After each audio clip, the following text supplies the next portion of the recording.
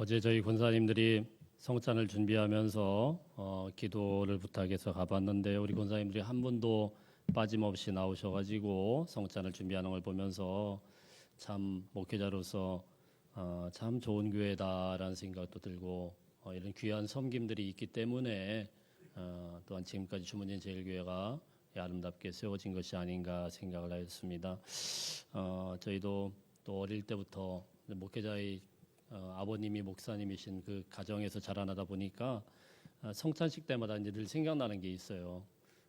이제 카스테라를 이만한 걸 하나 사가지고 좀 오랜만에 봤습니다. 이만한 카스테라를. 그래서 그거 가지고 다 잘라가지고 놓고 그리고 이제 다 끝나고 나면은 그걸 또 다 수거해서 또 땅에다 묻고 막 이런 일들을 아버지 어머니가 하시던 그 모습이 생각이 났는데 오늘 이 귀한 성찬 예식을 통하여서 저와 여러분에게 하나님의 한량없는 은혜 또한 거룩하신 성령의 능력으로 온전하게 새 힘이 되는 귀한 예식의 시간이 되기를 주의 이름으로 축복합니다. 성찬은 그야말로 성례라고 해서 거룩한 예식입니다. 거룩한 예식으로 이 성례라고 할 때는 두 가지가 기독교에서 시행이 됩니다. 하나는 세례, 학습 세례하는 지난주에 했던 그런 세례이고요. 그리고 이제 성찬입니다. 세례라는 것은 우리 주님께서 십자가 연회로 우리를 속죄함을 받은 이 구원받은 그 사건을 갖다가 이제는 공식적으로 받아들이고 아멘을 하고 이제 이 사람은 하나님의 자녀가 되었다라는 것을 공인하는 그런 예식이다 이렇게 볼 수가 있습니다. 성찬이라는 것은 구원받은 이런 성도가 예수님을 이제 한 번만 믿고 그 은혜를 그냥 평생 가는 것이 아니고 우리는 자주 잊어버리지 않습니까? 반복하지만 계속 잊어버리고 또 무너지고 자 그럴 때마다 이 거룩한 예식으로 들어오게 해가지고 일평생 동안 하나님의 이 크신 은혜가 계속 지속될 수 있도록 그렇게 해서 계속 하는 예식이 바로 성찬 예식입니다. 그래서 사실 초대교회 때에는 이 성찬 예식을 이렇게 뭐 1년에 한 두 번만 하는 게 아니고 사실 매일 했습니다. 매일 예배드리고 매일 성찬을 했어요. 그리고 종교개혁 시대 때까지도 사실은 칼빈도 그 마음속에 이 성찬이라는 것을 매 주마다 하나님 앞에 드리는 것이 맞다라고 했지만은 제네바 의회에서 반대를 해가지고 그렇게 하지는 못했습니다만은 종교개혁 정신 가운데서도 사실 성찬은 매 주마다 하는 것이 유익하다라고 이렇게 할 정도로 성찬이 굉장히 중요하게 여겨지고 왔습니다. 그래서 초대교회 유명한 교부인 어거스틴 같은 경우는 교회에서 우리가 은혜를 받을 때 들려지는 그런 말씀, 설교 시간 있죠? 이게 굉장히 중요하지 않습니까? 개혁교회에서는 사실 모든 중심이 예배의 중심이 설교에 되어 있는데 그거 못지않게 우리가 말씀은 설교 말씀은 들려지는 거니까 눈에 보이진 않죠. 성찬은 뭐라고 이야기를 했냐면은 눈에 보이는 말씀이다 이렇게 어거스틴은 이야기를 했습니다. 눈에 보여지는 말씀. 그래서 이 성찬을 통하여서 우리는 하나님의 말씀이신 예수 그리스도 말씀이 육신이 되어서 우리 가운데 거하시는 예수 그리스도의 그 모습을 이 성찬을 통하여서 자세히 보시면서 그 말씀을 우리 마음속에 그대로 새기고 받아들일 수 있는 그런 사모함과 은혜가 있어야 되겠습니다. 그래서 우리의 두 눈으로 말씀이 육신이 되어서 우리 가운데 현존하시는 살아계신 예수 그리스도를 성찬을 통하여서 만날 수 있기를 주의 이름으로 축복합니다. 이 성찬에 대해서 우리가 이 시간에 우리가 또 나눠볼 필요가 있는데요. 제가 매주마다 이걸 다 나눌 수는 없습니다. 성찬에 대한 세 가지 정도의 의미. 성경에서 이야기하는 성경에 기록된 그런 헬라어가 있거든요. 사실 한글로 번역되었는데 원어에서 이야기하는 성찬이다 그러면은 한 세 가지 정도를 이야기하는데 그 세 가지를 통하여서 오늘 말씀을 간단하게 살펴보고 그 의미를 또한 고백하면서 성찬식을 같이 임했으면 좋겠습니다. 성찬식 할 때 첫 번째 의미는요, 유카리스트란 말입니다. 죄송합니다. 헬라어를 자꾸 써서 유카리스트, 코이노니아, 세크라멘트 이런 말인데 유카리스트란 말은 감사하다란 말이에요. 감사하다. 성찬은 감사의 예식이 되어야 된다는 것입니다. 자, 두 번째는 뭐예요? 코이노니아를 많이 들어보시죠. 코이노니아는 교제한다는 말입니다. 교제. 또 다른 말로 하면 연합된다는 말입니다. 자, 이런 의미를 갖고 있습니다. 세 번째는 세크라멘트. 이거는 충성한다는 말이에요. 맹세한다는 말이에요. 이 세 가지 의미가 성찬에 신약 성경에 같이 들어가 있습니다. 우리 한번 따라해 볼까요? 감사의 성찬. 두 번째는 연합과 친교의 성찬. 충성 맹세의 성찬. 이 세 가지를 오늘 깊이 마음에 새길 수 있기를 축복합니다. 감사의 성찬, 연합과 친교의 성찬, 충성하고 맹세하는 그런 성찬. 이 의미가 무엇인지를 하나씩 살펴보기를 원하는데요. 본문 24절 말씀 먼저 읽어보겠습니다. 24절 말씀 시작. 축사하시고 떼어 이르시되 이것은 너희를 위하는 내 몸이니 이것을 행하여 나를 기념하라 하시고 이랬습니다. 이것은 내 몸이니 이것을 행하여 나를 기념하라. 그러면 맨 앞에 뭘 하시고요? 축사하시고. 이 말이 뭐냐면 축사한다는 말, 축사한다는 이 말이 감사한다는 말이에요. 감사한다는 말. 우리 주님이 먼저 맨 처음에 행하신 것이 뭐예요? 감사하시고, 그리고 이것을 떼어가지고 이것은 너희를 위한 몸이다 이렇게 말씀을 하는 거예요. 여러분, 근데 우리 주님이 이 일을 행하실 때의 상황과 시간을 우리가 곰곰이 한번 되짚어 봅시다. 언제입니까? 사실 고린도전서에 나와 있지만은 그 전에 일어났던 사건 아니에요? 요한복음 말씀해 보면은 지상에서 마지막 날이에요. 우리 주님이 마지막 날, 내일이면 십자가에 달려 돌아가시는 그때, 내일이면 십자가에 처절하게 매달려 가지고 6시간 동안이나 그 끔찍한 그 고난과 그 고통을 당하는 그때, 그것을 바라보시면서 감사하시고. 참 놀랍지 않습니까? 사랑하는 성도 여러분, 저는 이 말씀을 곰곰이 묵상하면서 이런 생각을 했어요. 야, 내가 정말 언제 하나님의 부름을 받을지는 모르겠지만 언젠가는 뭐 하나님 앞에 갈 거 아닙니까? 여러분도 마찬가지, 저도 마찬가지고 인간이 하나님께서 정하신 때까지 살다가 부르심을 입게 될 텐데, 그때 우리 주님처럼 감사하고 죽음을 바라보면서 감사하면서 갈 수 있으면 얼마나 큰 은혜가 될까, 이런 생각을 해봤습니다. 참 은혜로운 그런 장면 아닙니까? 감사하시고 이 몸을, 이 떡을 떼는데 이거는 무엇을 상징하는 겁니까? 자신의 살을 상징하는 거예요. 자신이 지금 찢겨질 그 살을 보여주면서 이것은 내 몸이다라고 보여주면서 3년 동안 그들과 동고동락을 했는데 그들에게 이것은 내 몸이다 보여주는 예수님의 그 심정은 어떻겠습니까? 감사하시고. 왜 주님은 감사하게 되었을까요? 왜 주님은 거기서 감사할 수가 있었을까요? 우리 주님은 사실은 그 죽음이라는 것이 고통스럽고 끔찍하기는 하지만 하나님의 뜻이 이루어지는 그 놀라운 순간을 바라보게 될 때 어찌 감사하지 않을 수가 있냐는 거예요.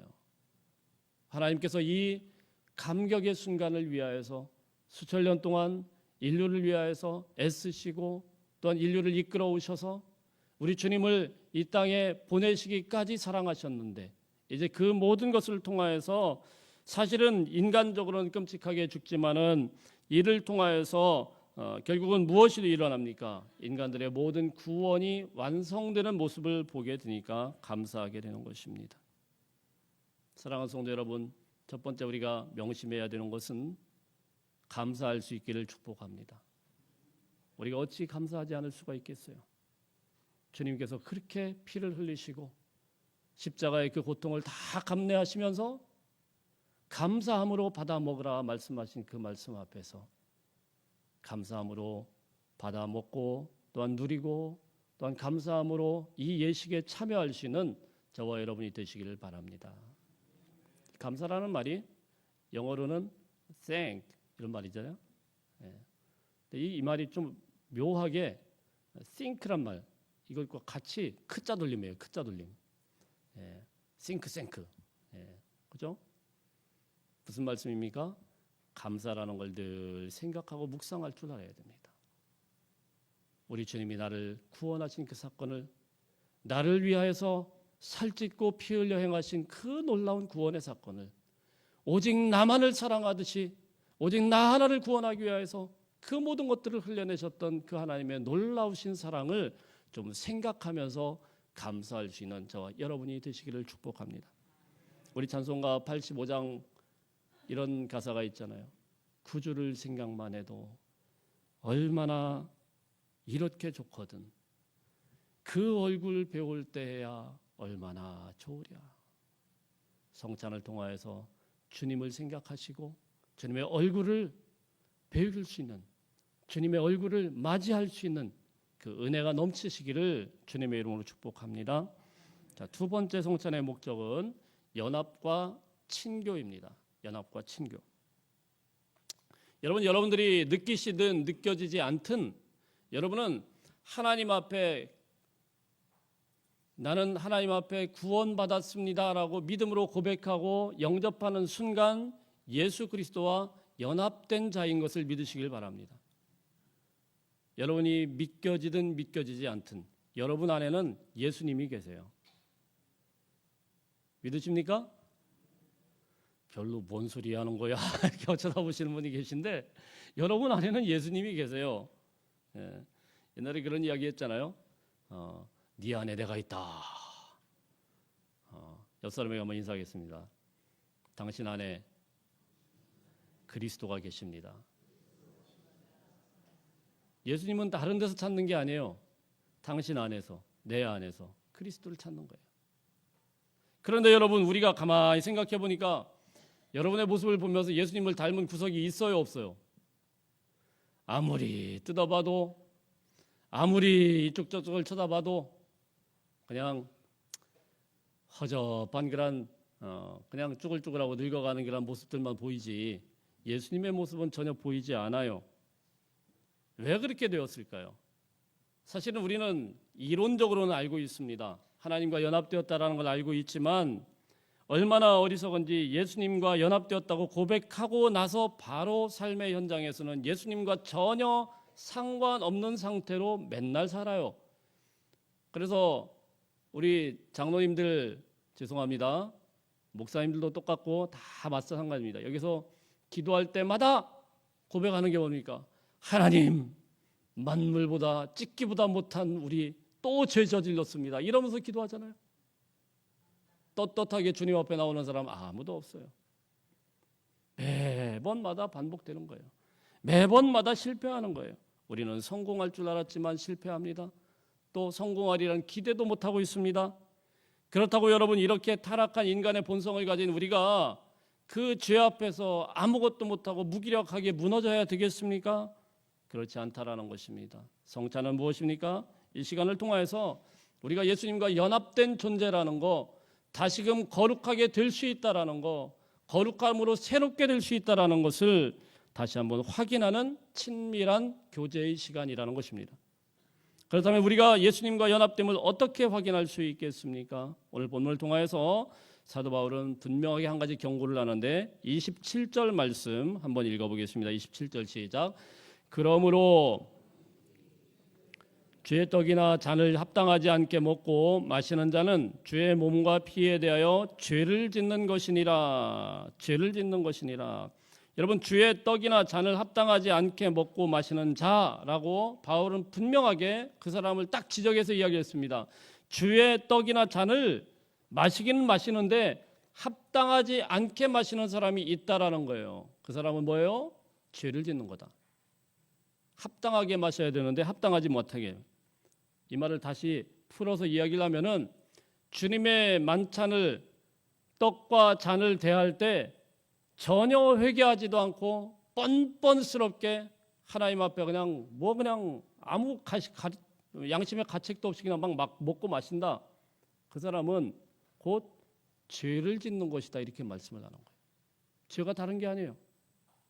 주님의 만찬을 대할 때 우리는 항상 겸허하게 하나님, 내가 주님 앞에 살아보려고 했으나 제대로 살지 못했습니다. 주님과 연합된 존재였지만은 저는 연합된 존재가 아니라 전혀 다른 삶을 살았습니다. 죄악 덩어리입니다. 모순 덩어리입니다. 주님 앞에 철저하게 회개하고 분별하고 성찬에 임해야 된다는 사실입니다. 사랑하는 성도 여러분, 한 가지 분명히 기억하십시오. 이 성찬은 다시 한번 그리스도와 우리 사이의 연합이, 하나됨이 회복되는 시간임을 기억하시기를 바랍니다. 철저하게 우리의 죄를 회개하고 주님의 십자가 앞에서 나음을 얻기를 위하는, 회복되기를 원하는 그런 마음으로 성찬에 임할 수 있기를 바랍니다. 또 한 가지, 이 코이노니아라는 의미는 연합뿐만이 아니고 친교에 대한 의미가 있어요. 교제, 친교. 그래서 누가 그런 이야기를 하더라고요. 코이노니아는 뭐냐면 코하고 이빨이 부딪히는 게 코이노니아다. 옆 사람하고 코하고 이빨이 부딪힐 정도로 서로 아주 친밀한 것. 별로 반응이 없어요. 젊은 애들은 굉장히 좋아하던데. 어쨌든 그렇게 그만큼 친밀하게 회복되는 것. 무슨 말씀입니까? 성찬을 통해서 하나님과 우리 사이, 예수님과 우리 사이의 관계도 회복되지만 사람과 사람 사이의 관계도 반드시 점검하고 회복되어야 된다라는 거예요. 초대교회는 성찬식을 할 때마다, 그러니까 매일이죠. 매일 성찬식을 할 때마다 무슨 일을 했냐면은 키스를 했대요.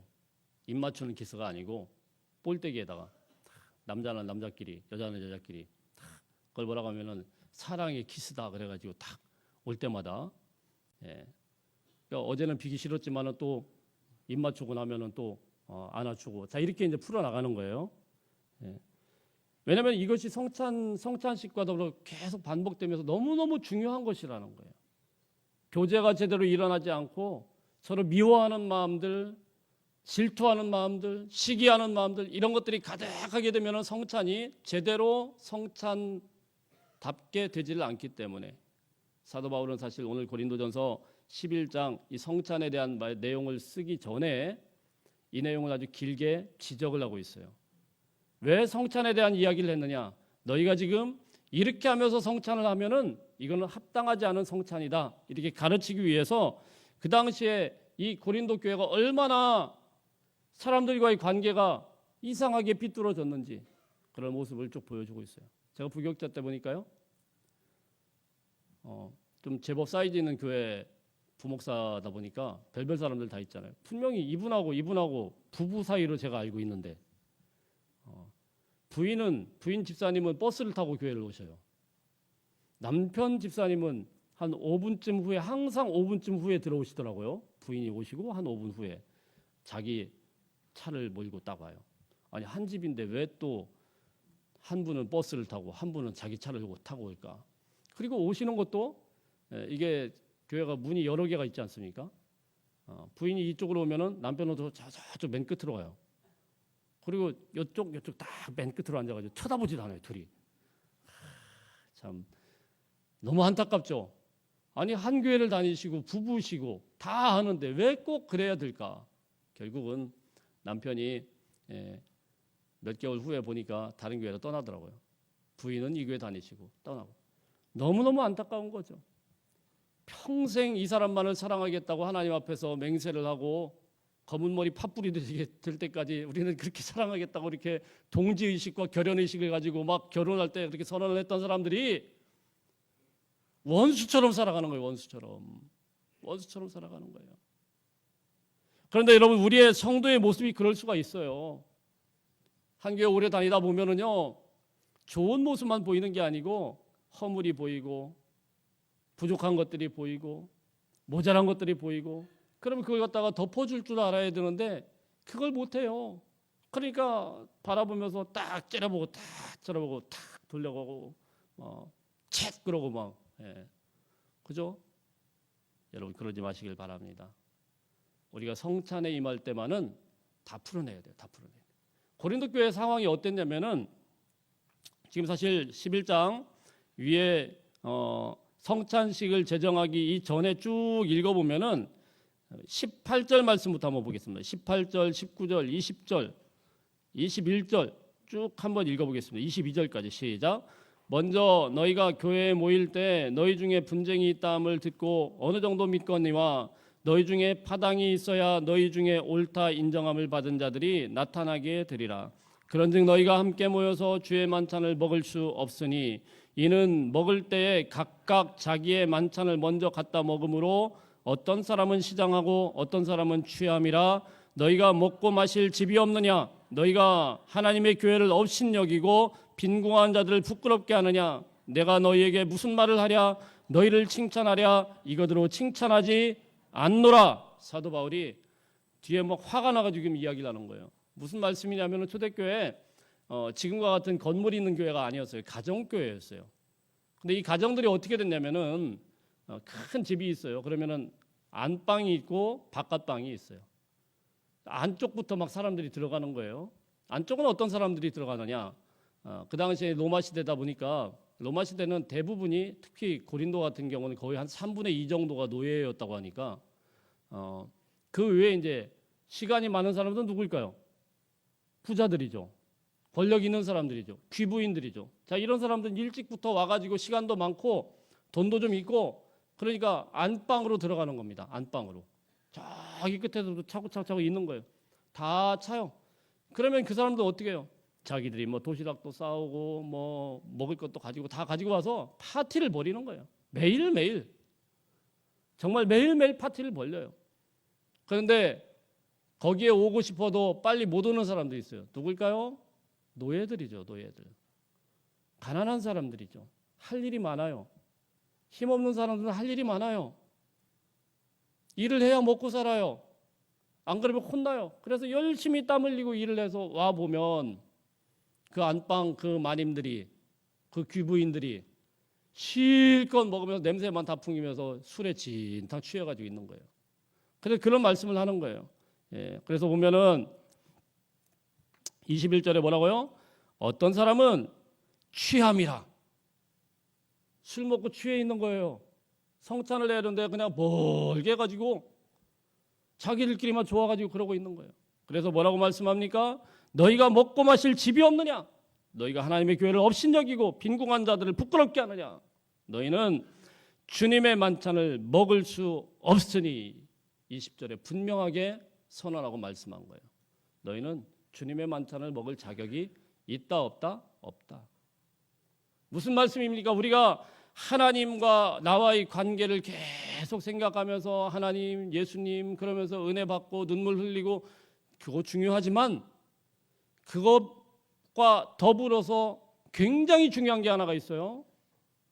사람들과의 관계에서 이렇게 서먹서먹하게 그냥 다른 사람 차별하고 자기들끼리만 먹고 마시고 미워하고 질투하고 자 이런 사람들은 주님의 만찬을 접할 자격이 있다 없다? 없다라는 거예요. 그럼 사랑하는 성도 여러분, 두 번째 우리가 교제에서 생각해야 되는 것은 무엇입니까? 성도들 간에 화해를 이루어야 되는 겁니다. 우리 옆 사람에게 오늘 성찬을 하니까 다 쳐다보면 째려보지 마시고 다 한번 인사를 하시겠습니다. 혹시라도 제가 잘못한 거 있습니까? 한번 인사하겠습니다.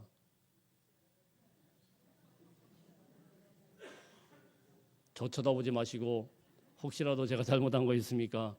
용서해 주십시오. 자, 이거 하고 성찬을 해야 된다는 거예요. 이거 하고. 안 그러면은 너희는 주의 만찬에 참여할 자격이 있다 없다? 없다. 사도 바울은 강하게 이야기를 하는 겁니다. 그거 아니면 안 된다라는 거예요. 우리 이걸 놓치면 안 돼요. 하나님과의 관계도 중요하지만 사람들과의 관계가 반드시 이 성찬을 통하여서 회복되어야 되는 것입니다. 그럼 이 교회가 하나님이 원하시는 아름다운 공동체로 회복되기 위해서는 주의 만찬을 제대로 지켜야 되는데 그중에 두 번째가 바로 이 교제, 코이노니아가 회복되어야 될 줄로 믿습니다. 마지막 세 번째입니다. 세 번째는 세크레먼트, 충성과 맹세하는 자리입니다. 충성과 맹세하는 자리입니다. 세크라멘트라는 이 말은 뭐냐면은 군인들이 이야기하는 거예요. 군인들이 군대에서 왕에게 충성 그러면서 충성을 서약하는 게 바로 세크라멘트예요. 오늘 이 성찬에 참여하는 우리는 만왕의 왕 되신 우리 하나님 앞에서 충성을 서약하는 그리고 만주의 주 되신 우리 예수님 앞에서 죽도록 충성하겠습니다. 맹세하는 그런 귀한 자리가 성찬식임을 잊지 말아야 됩니다. 우리의 삶의 모든 영역에서 내 뜻대로 사는 것이 아니고 나의 왕이신 하나님의 뜻대로 그분의 뜻대로 살아야 된다는 것입니다. 무엇에 충성을 해야 될까요? 26절 말씀 마지막으로 읽고 마무리하겠습니다. 26절 시작. 너희가 이 떡을 먹으며 이 잔을 마실 때마다 주의 죽으심을 그가 오실 때까지 전하는 것이니라. 할렐루야. 무엇에 충성합니까? 전하는 것에 충성해야 돼요. 전하는 것에. 주의 죽으심을 충성하고 주의 죽으심을 전하고 또한 주님이 다시 오실 날을 기억하면서 그것을 전파하는데, 복음을 전파하는데, 예수 그리스도를 온전히 우리의 삶 가운데서 살아내면서 증인의 삶을 살아내는데, 그런데 충성을 하겠다라는 서약과 다짐의 시간이 성찬의 시간인 것입니다. 사랑하는 성도 여러분, 우리 주님께서 우리에게 부탁하신 그 말씀, 너희는 때를 얻든지 못 얻든지 항상 힘쓰라. 너는 말씀을 전파하라. 오늘 이 말씀을 기억하시면서 우리 삶의 자리자리마다 주님의 말씀으로 충만해질 수 있는 저와 여러분이 되시길 바랍니다. 여러분, 말씀은요, 목사만 전하는 게 아니에요. 여러분의 삶의 자리에서 정말 주님의 말씀을, 하나님의 말씀을 매일매일마다 치열하게 살아내려고 정말 부단히 노력해야 돼요. 아무렇게나 취급하면 안 됩니다. 제가 가끔 그런 예화를 많이 드는데, 옛날 어른들 보면 여기 성경에, 지금 이런 성경 아니지 않습니까? 빨간색 성경, 그리스도의 보혈이라고 이렇게 다 갖고 다니시는데, 이렇게 갖고 다니시고는 집에 밖에서는 이렇게 다니셔요. 그리고 어떻게 합니까? 집에서 TV 위에다 다 놔둬요. 너무 귀한 말씀이니까, 보혈이니까 잘 덮었다가, 그리고 이제 주일날 되면 어떻게 되죠? 싹 먼지 털고 깨끗하게 닦아서 그대로 가지고 와요. 여기에 있는 말씀을 물어보면 아무것도 몰라요. 근데 항상 주님의 말씀입니다. 다 보혈, 다 밖에 나가서 다 가방도 안 갖고 다니셔요. 언젠가부터 보니까 빨간색이 없앴더라고요. 그게 자칫 미신이 됩니다. 여러분, 말씀은 그러라고 있는 게 아니에요. 이 성경 말씀이 덕지덕지 될 정도로 줄치고 읽고 암송하고 그렇게 하는 게 말씀을 사랑하는 거예요. 할렐루야. 우리 교회는 저와 함께 제가 은퇴할 때까지 계속 이 말씀을 가지고 우리 같이 묵상하고 나누고 이 말씀 아래서 살아낼 수 있는 저와 여러분이 되시기를 주의 이름으로 축복합니다. 성찬을 통하여서 주님의 말씀을 정말 말씀 되게 살아낼 수 있는, 감사할 수 있는, 그리고 그 감격 가운데서 주님의 증인으로 살아낼 수 있는 하나의 백성들 되시기를 주의 이름으로 축복합니다. 기도합니다. 하나님